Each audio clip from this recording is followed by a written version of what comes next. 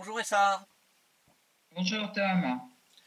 Alors Essar, nous arrivons au site numéro 72, nous sommes le 8 novembre 2019 et comme probablement pas mal de nos vidéos spectateurs et spectatrices l'ont constaté, l'image n'est pas très très bonne, vous avez une connexion affaiblie, fallait s'y attendre, hein, vous êtes en Syrie donc forcément, et puis on a un certain nombre d'individus, comme sur d'autres sites de France et TV, qui s'acharnent pour empêcher que une autre parole, hein, une autre parole que celle qui est déversée en continu dans les médias mainstream, puisse se faire entendre. Alors on va faire avec. Hein. C'est désolant, mais c'est important qu'on vous entende au moins, même si on ne vous voit pas très très bien. Et on va commencer ce site-rep, malheureusement comme de coutume, parce qu'on aimerait bien qu'un jour dire tout ça a pris fin et que les Palestiniens ont enfin un cadre de vie digne d'une vie normale, hein, ce qui n'est malheureusement pas le cas, loin d'être le cas, très loin d'être le cas dans certains cas, dans les territoires occupés. Je vais commencer par illustrer ça par une dépêche de Spoutnik qui explique qu'un Palestinien qui avait pourtant obéi aux injonctions des policiers à un lieu de passage en s'éloignant, avait fini par prendre une balle en caoutchouc dans le dos parce que la policière israélienne s'était amusée à le faire. Ça c'est tout récent, l'information est d'hier. Hein. En fait, oui, je voudrais quand même saluer la lutte du peuple palestinien, tout ce peuple qui lutte avec sa chair, avec son à main nue contre une armée hyper équipée d'une part et d'autre part avec un système de violation de tous les droits humains et un système dit sécuritaire qui est fasciste et raciste, hein, qui vraiment oppresse tout le monde, opprime tout le monde et pratique les pires exactions contre la population, contre leur vie, contre leurs enfants, contre leurs femmes, etc. Donc là, aujourd'hui, c'est la 82e marche pour le retour à Gaza.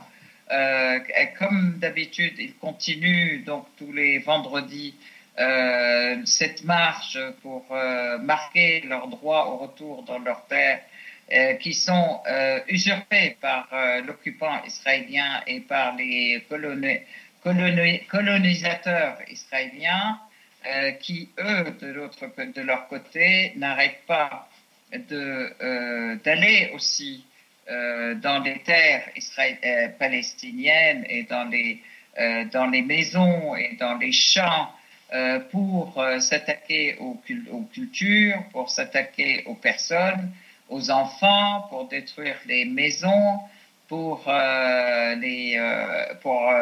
vraiment violenter tout le monde. Donc, dans ce cadre-là, je voudrais dire que les colons israéliens se sont attaqués donc à la mosquée Al-Aqsa, que c'est devenu habituel. À chaque fois, ils entrent à l'intérieur de la mosquée sous la protection de l'armée israélienne. Ils souillent les tapis, le sol, etc.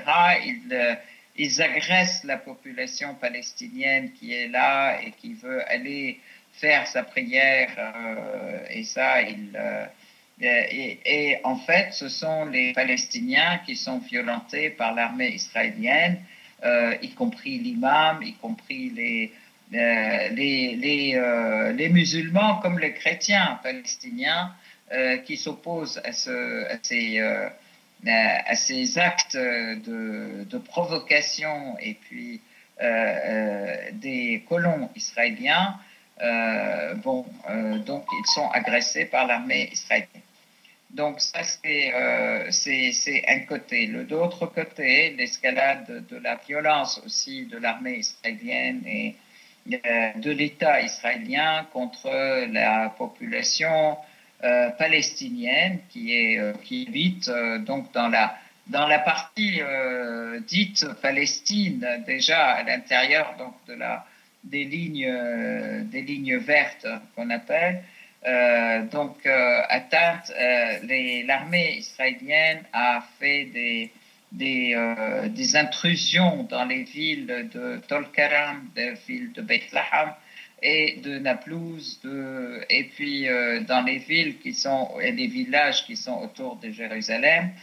Ils s'attaquent à la population, ils arrêtent des gens comme ça, de manière chaotique, ils arrêtent les personnes, ils arrêtent les enfants, ils arrêtent des familles entières, des femmes. Donc ils s'introduisent à 5 heures du matin comme ça dans une ville et ils vont dans les maisons soit des militants, soit des familles de militants ou des familles de prisonniers, les familles qui sont incarcérées dans les geôles israéliennes. Et puis, ils y vont, ils attaquent sans aucun mandat, sans aucune, sans aucune... sans avoir prévenu. Oui, non, pas seulement, mais il n'y a rien en fait. Je veux dire, ils appellent ça des arrestations sans aucun motif en fait. Et ils appellent ça des arrestations administratives. Et donc systématiquement, ils raflent du monde et puis ils les mettent en prison et ils torturent et ils font des exactions.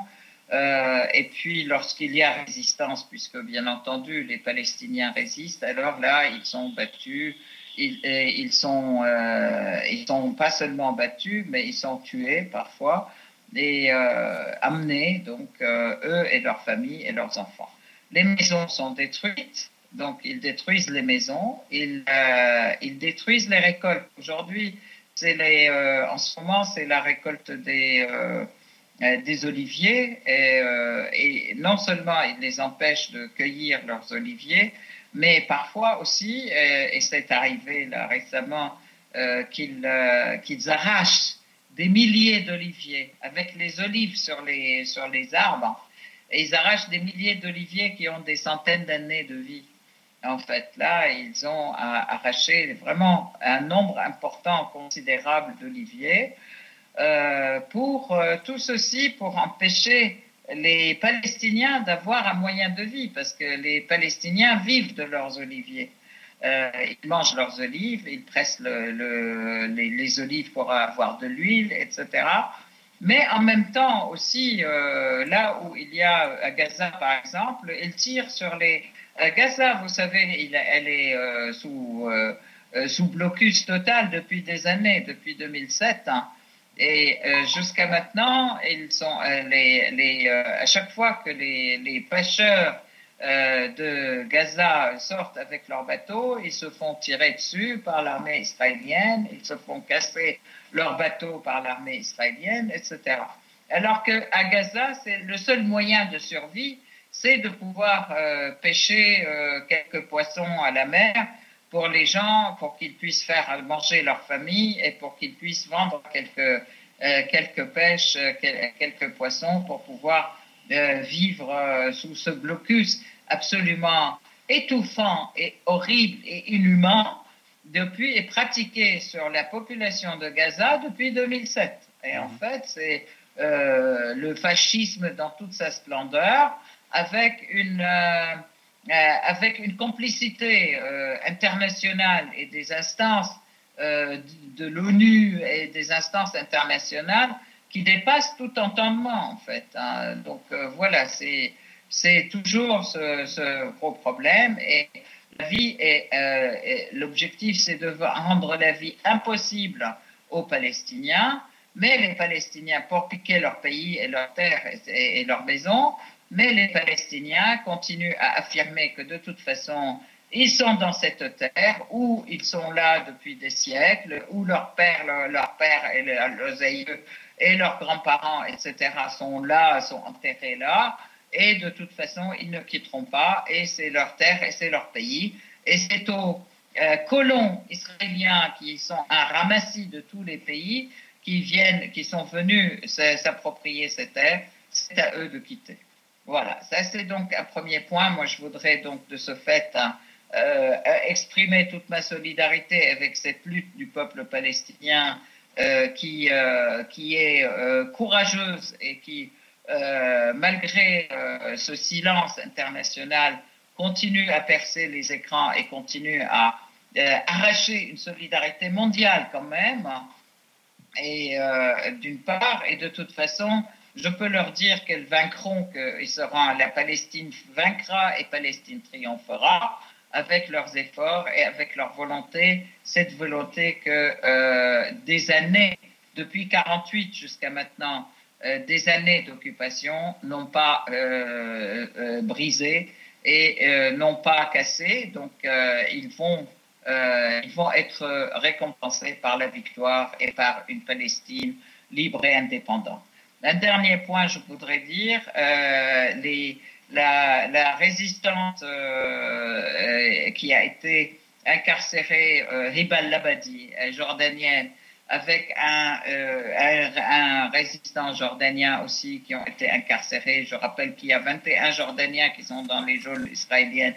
En plus des milliers, il y a plus de 4000 prisonniers palestiniens, hommes, femmes, enfants, dans les geôles israéliennes. Donc Hiba al-Labadi qui a été libéré après sa grève de la faim de 42 jours, qui a résisté, elle a été libérée après avoir résisté par sa chair, en fait. Dénonce toutes les exactions et toutes les pressions que subissent les personnes arrêtées sur le plan aussi bien psychologique que physique. Les conditions de détention qui sont absolument horribles dans une cellule qui est sous terre, où il n'y a pas d'air, où il y a plein d'insectes, des cafards, des fourmis, etc. Et surtout pas d'air, en fait, dans des conditions absolument horribles, inhumaines. Tout ceci aussi subissent, tout ceci est subi par les prisonniers palestiniens qui continuent à lutter, qui continuent aussi leur grève de la faim dans leurs cellules et avec le soutien de toute la population aussi autour d'eux. Elle disait clairement que même quand je suis à l'hôpital, j'étais attachée de tous les côtés et il y avait les policiers qui venaient, l'armée qui venait avec plein d'armes tout autour d'elle alors qu'elle est couchée, elle est enchaînée à son lit, les mains, les pieds et la tête enchaînée à son lit. Ils n'ont pas arrêté de faire un va-et-vient autour d'elle alors qu'ils sont pleins d'armes, en fait, armés jusqu'aux dents. Oui, pour l'intimider. Donc voilà. Je peux dire, ces soldats, cette armée lâche qui a peur d'une femme qui fait grève de la faim et qui a peur de sa détermination, qui a peur de sa volonté de lutter, sa volonté de résister contre leur joug. Donc c'est ça leur peur en fait. C'est ils ont peur que cette volonté se propage et soit transmise à d'autres. Par l'image, par la voix, par le son et surtout par sa présence. Donc, je voudrais dire à Hiba al-Labadi, bravo Hiba, nous avons beaucoup, nous la soutenons, nous sommes avec elle et nous sommes avec toutes les femmes et les hommes et les enfants palestiniens qui résistent aussi bien dans les prisons israéliennes contre des conditions d'incarcération des plus fascistes et les plus inhumaines, et aussi de tous les Palestiniens qui résistent sur leur terre aussi contre les conditions d'occupation les plus fascisantes, les plus inhumaines et les plus meurtrières, et qui sont contre l'humanité, contre l'être humain, et qui ne sont que des crimes pour lesquels les Israéliens doivent payer. Et nous sommes tous ensemble pour les faire payer ces crimes Et il faudrait que la communauté internationale se réveille pour condamner tous ces crimes et puis fasse payer Israël par des sanctions, par tout un tas de choses qu'ils doivent faire. Voilà. Bien, merci Essar pour cette parenthèse importante. Nous allons aborder le site proprement dit concernant la Syrie, la situation en Syrie. Vous m'avez fait part de la poursuite des bombardements terroristes, en particulier sur Alep. Et puis on a évidemment la suite de cette nouvelle invasion turque qui avait commencé autour du 9 octobre et qui se poursuit d'une manière bien plus modeste apparemment. Cependant, il faut se méfier parce qu'on a l'acteur américain qui, là encore, c'est un acteur dévoyé, enfin une action dévoyée contre la Syrie, en particulier contre ses ressources naturelles que sont les puits pétroliers, avec un renforcement militaire qui va malheureusement, j'en ai peur, obliger l'armée syrienne à l'affronter à un moment ou à un autre pour libérer le reste de la Syrie.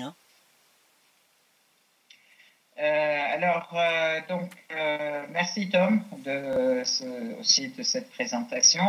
Moi, je voudrais effectivement passer aussi très proprement dit syrien pour dire aussi en premier lieu, il est important de voir que la Syrie et la Palestine sont liées et l'Irak aussi, avec le Liban aussi. Donc toutes ces luttes contre l'occupant israélien et contre les forces qui le soutiennent dans le monde, donc en premier les États-Unis et puis tous les pays de l'OTAN, ce que la Syrie a subi est lié tout à fait au dit contrat du siècle et puis la volonté de liquider la question palestinienne et puis passer l'état d'occupation comme un état de fait et donc complètement abusé et le droit du peuple palestinien.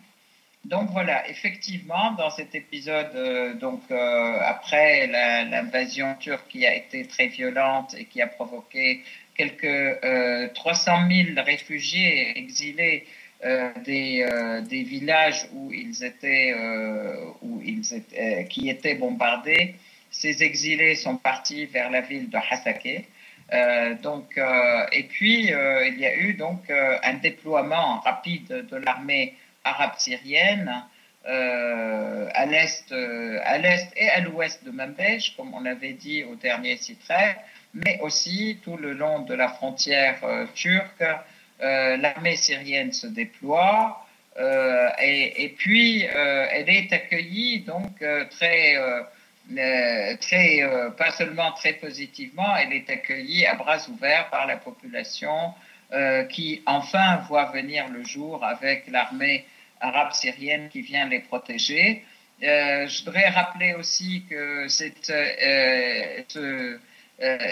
territoire qui s'appelait Al-Jazira syrienne, qui est à l'est de l'Euphrate, était relativement isolé puisque les États-Unis et les pays de la coalition qui est dirigée par les États-Unis, lorsqu'ils sont intervenus, donc il y a 10 ans, il y a presque 10 ans, disons, puis il y a 7-8 ans, ils sont intervenus tout de suite en bombardant tous les ponts qui sont sur l'Euphrate. Oui. Donc la région était relativement isolée puisqu'il n'y a pas de continuité par les terres et pas de possibilité. L'armée arabe syrienne, lorsqu'elle s'approchait de Mosul, était aussi bombardée par les Américains, oui. Alors qu'ils prétendaient lutter contre Daesh, n'est-ce pas? Alors que finalement, c'est contre l'armée arabe syrienne qu'ils visaient leur tir, qu'ils orientaient leur tir. Et puis voilà, donc maintenant, avec l'aide de l'armée russe, il y a eu un pont aquatique, un pont sur l'eau qui a été déployé.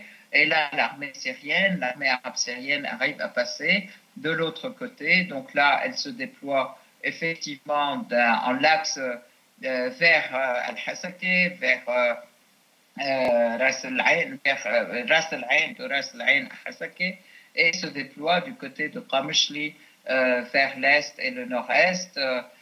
Donc, en fait, rapidement, donc l'armée syrienne et des grands renforts arrivent dans toutes ces villes où ils sont effectivement accueillis à bras ouverts par la population.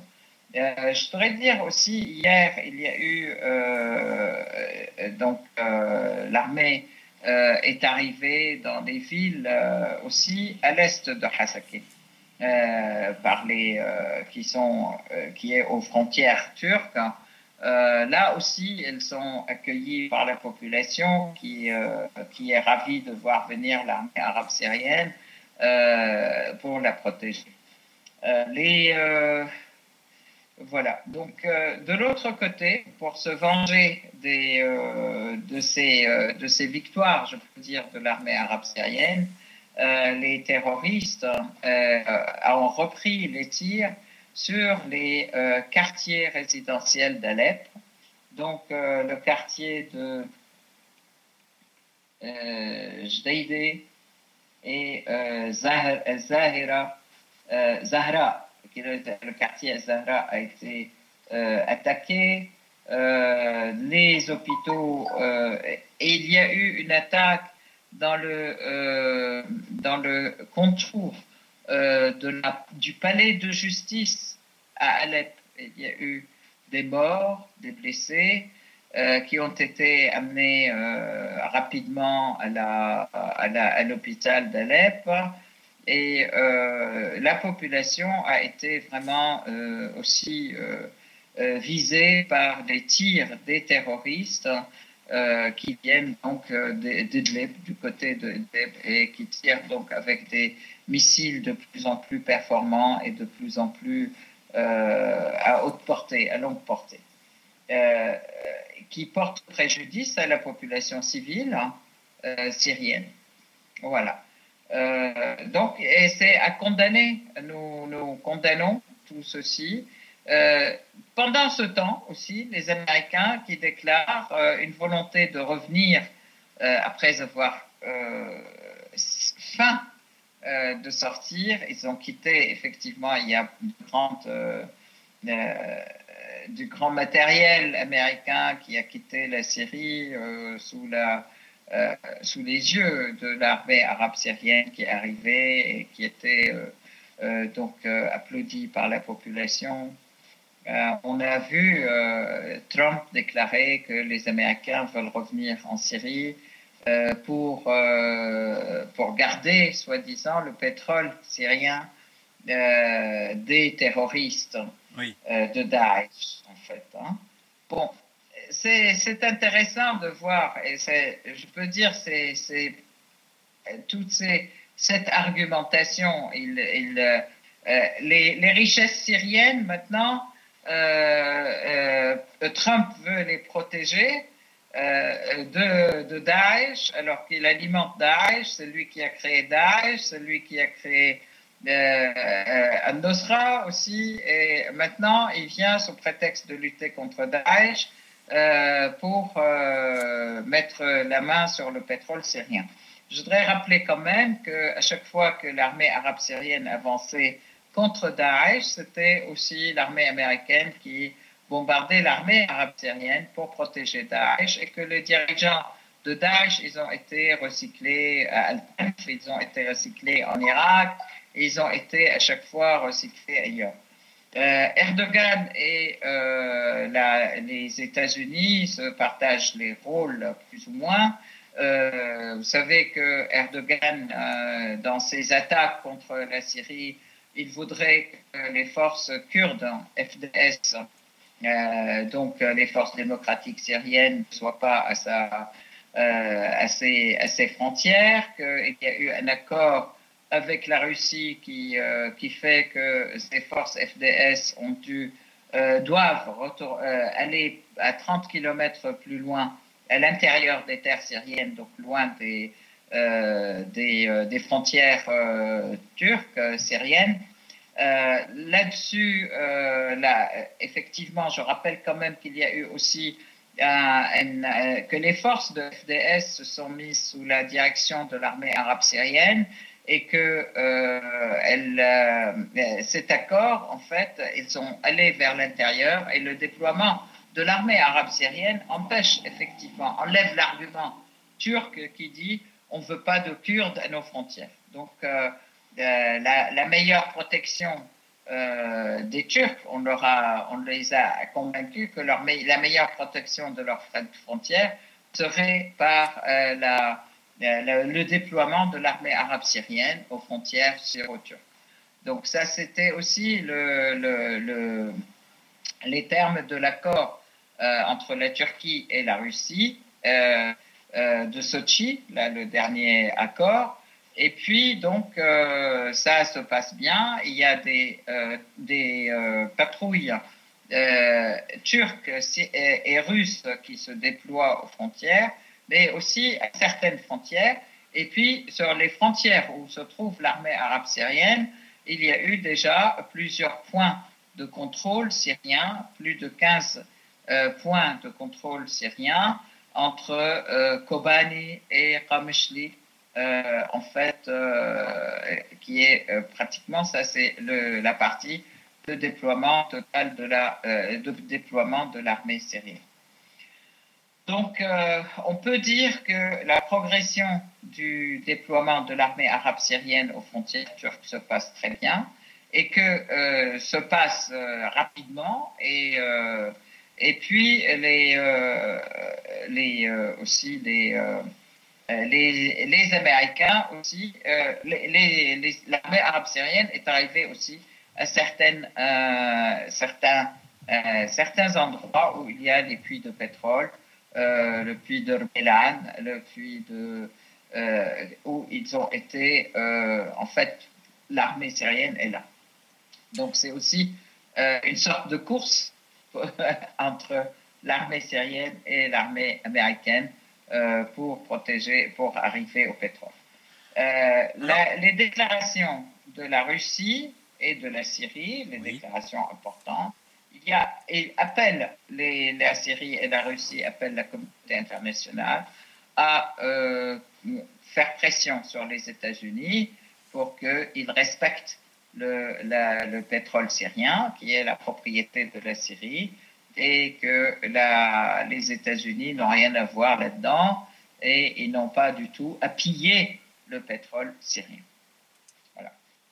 Alors Essar, justement, là, pour revenir un petit peu en arrière, là, comme je le disais, hein, on espère que tout le territoire syrien occupé sera un jour libéré, mais si les Américains ont décidé d'y installer quelques bases musclément armées pour soi-disant protéger le pétrole syrien, qu'à un moment ou un autre, malheureusement, l'armée syrienne soit obligée de se défendre et donc d'envoyer, je dirais, un message clair, musclé et militaire aux Américains pour les enjoindre ou les forcer à quitter le territoire avec des conséquences qui peuvent être incalculables, hein, malgré tout.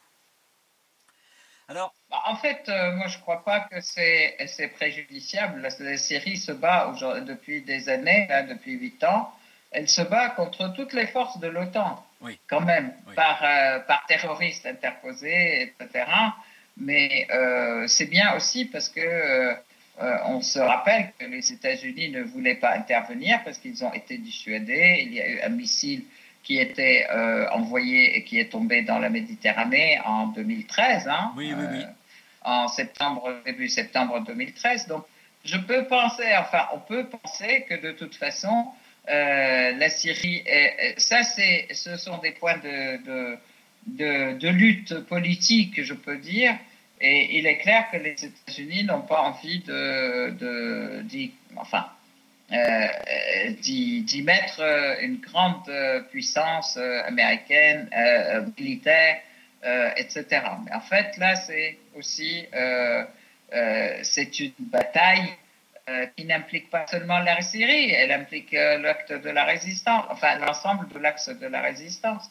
d'un côté, et puis la lutte, l'axe contre le terrorisme dont la Russie fait part. Mais en fait, je ne pense pas que ça irait jusqu'à une confrontation entre la Syrie et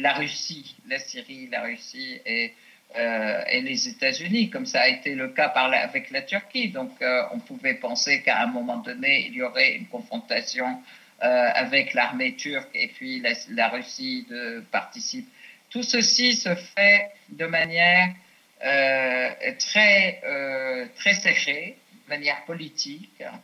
Les accords qui ont lieu priment quand même, et même si la Turquie tarde à respecter ce qu'elle a signé au niveau des accords de Sochi, la présence russe aujourd'hui dans les patrouilles conjointes les oblige effectivement à respecter ce qui a été signé d'un côté et de l'autre côté, sans qu'il y ait de confrontation, sachant que ce qui est appelé l'armée turque aujourd'hui, ce n'est rien d'autre que les terroristes qui sont soutenus par la Turquie, les différentes factions à Idlib et qu'ils amènent un peu dans la région nord-est de l'Euphrate.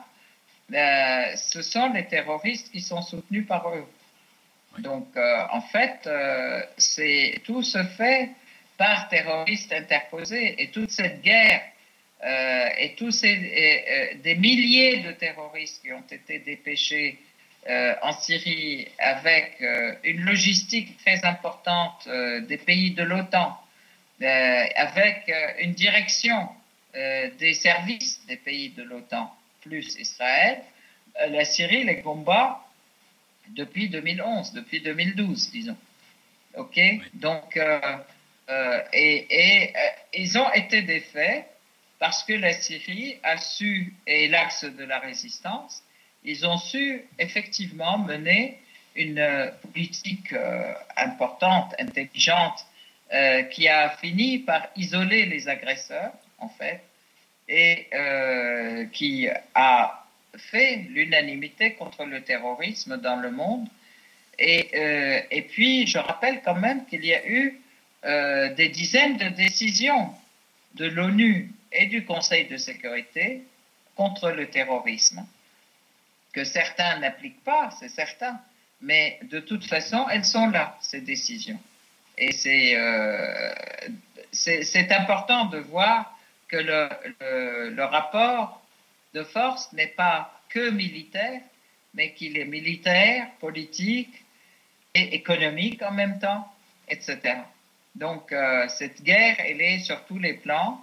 Et effectivement, nous avons été agressés sur tous les plans, y compris le plan médiatique, d'ailleurs, qui a été le plus arrogant, le plus mensonger, et qui a créé des certitudes chez des gens dans l'Ouest, hein, les gens qui suivent les médias mainstream, que des certitudes contre l'État syrien, mais la réalité finit par apparaître. On finit par voir que ce sont des terroristes qui sont attaqués, qui ont attaqué la Syrie. On finit par voir aussi toutes ces false flags à l'arme chimique, et dont le dernier en date d'ailleurs, c'était fait par les casques blancs récemment aussi à Idlib, et qui a été dénoncé par la Russie, qu'il y a un nouveau false flag aussi pour une nouvelle simulation d'attaque chimique pour en accuser l'État syrien et pour aussi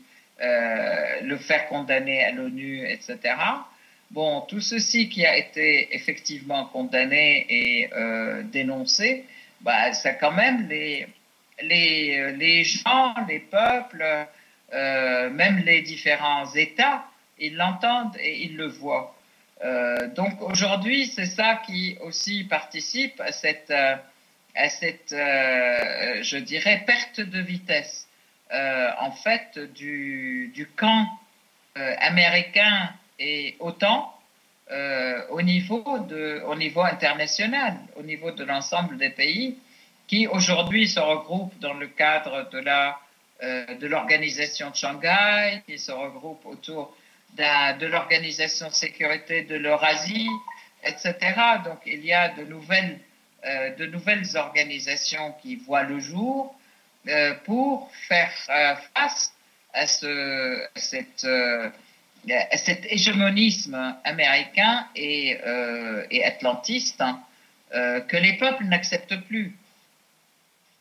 Donc, et dans cette bataille de la Syrie, je dirais, dans cette guerre qui a été menée contre la Syrie joue un rôle très important, ou la victoire syrienne a joué un rôle très important dans la transformation de ce monde qui était monopolaire et qui était sous le joug américain depuis 90, donc depuis l'effondrement de l'Union soviétique jusqu'à présent, et qui aujourd'hui voit naître aussi des pôles nouveaux comme la Russie, la Chine, l'Inde, et qui sont des grandes forces sur le plan, des grandes puissances sur le plan économique et sur le plan militaire aussi. Certes, ce n'est pas encore ils sont pas encore plus grands, plus forts que les États-Unis, mais ça amoindrit largement cette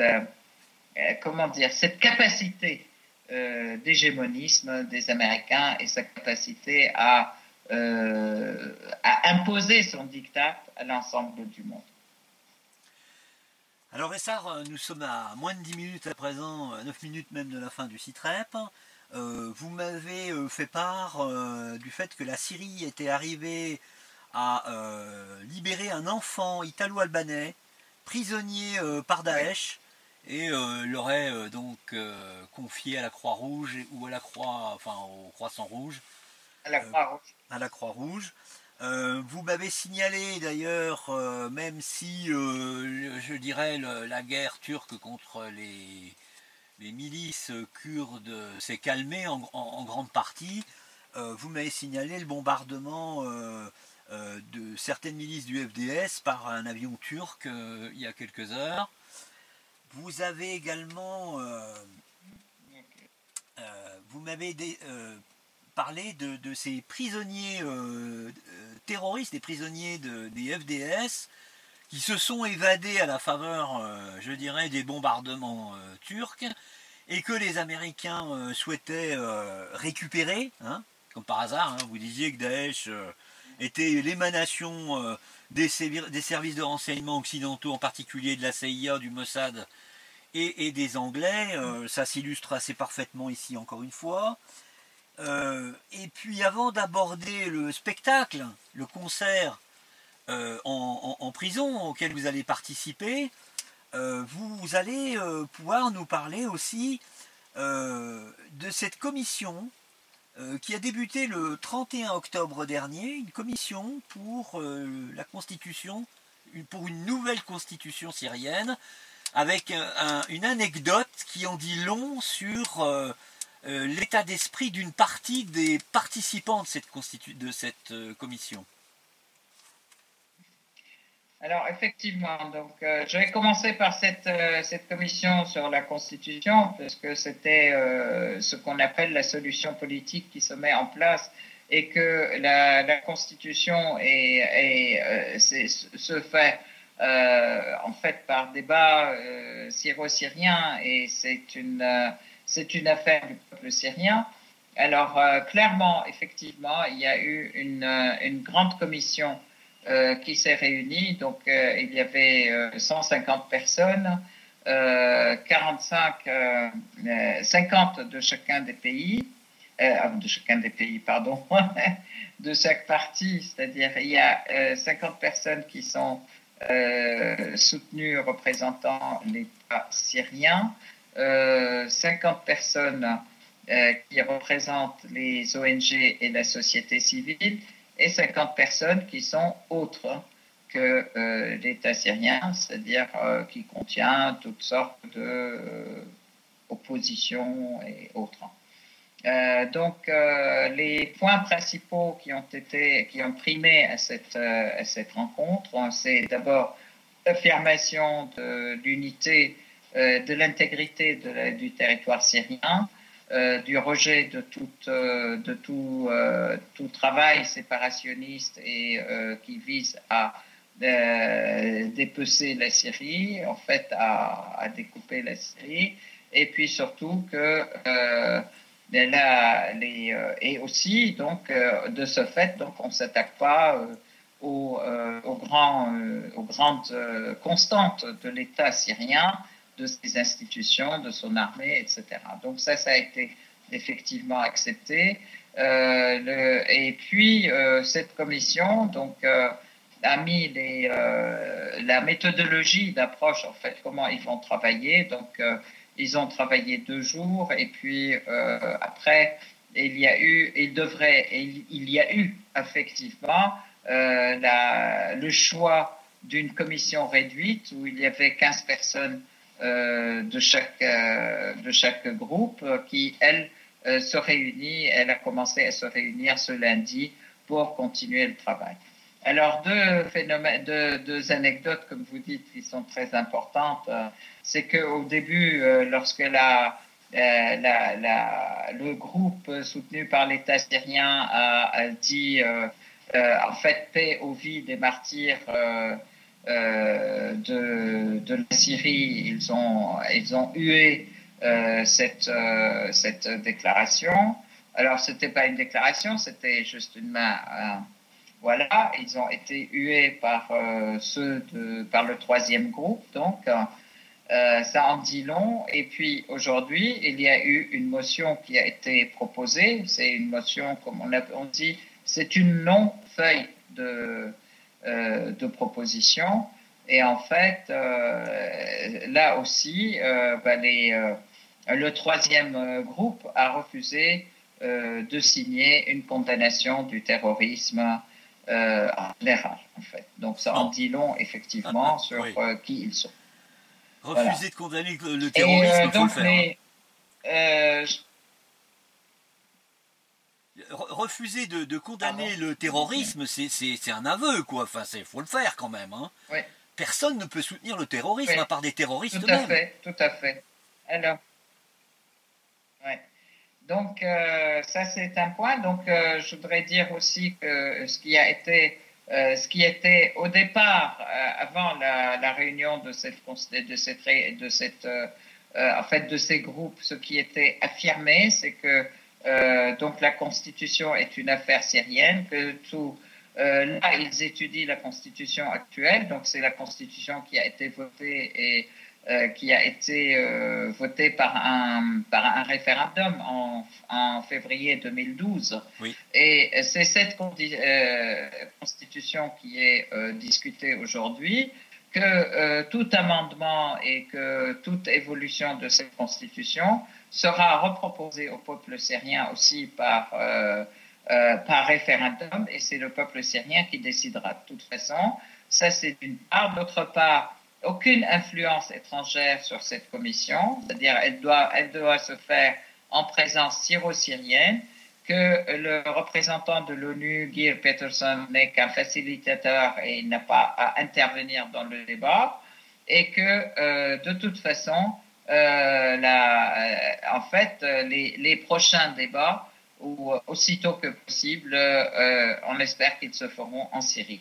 Donc, à l'intérieur de la Syrie, pas besoin que ce soit fait à Genève. Donc, ça, ce sont les points importants qui ont été, en fait, qui ont été la base de cette réunion. Voilà, donc, la commission continue ses travaux pendant 15 jours, et puis s'arrête 15 jours, et puis elle reprend 15 jours après. Il n'y a pas d'agenda qui est limité, donc il n'y a pas d'agenda dans le temps, quoi, de timing, je veux dire.